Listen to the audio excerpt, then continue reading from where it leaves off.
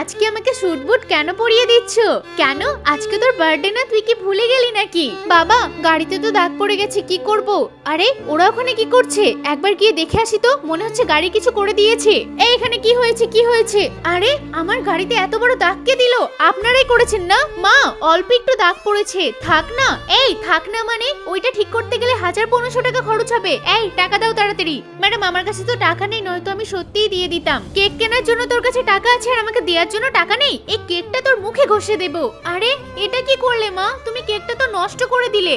বাবা আমার পুরো কেকটাই তো নষ্ট হয়ে গেছে। থাক বাবু তুই কষ্ট পাস না, তুই বাড়ি চল আমার সাথে। চল তো মনা, আমিও তোর জন্য বাজার থেকে একটা ভালো কেক নিয়ে আসবো। যত সব ফালতু লোক আমার গাড়ির কাছে ঘোরাফেরা করে। মনা তুই কেকটা ধরে এখানে দাঁড়িয়ে থাক, আমি ঘর থেকে টেবিল নিয়ে আসছি। কেক বাইরেই কাটা হবে। না না কেক আমি কেন ধরবো? এই কেকটাকে আমি ওদেরকে দিয়ে আসবো। মা তো ওদের কেক নষ্ট করে দিয়েছে। আরে ও কোথায় গেল? আঙ্কেল তোমাকে মাটির কেক কাটতে হবে না, আমি ওই ভাইয়ের জন্য ভালো কেক এনে দিয়েছি। ভাই তুমি এই কেকটা কাটো। বাবা দেখো কত বড় কেক এনে দিয়েছে। সোনা তুমি অনেক ভালো মেয়ে।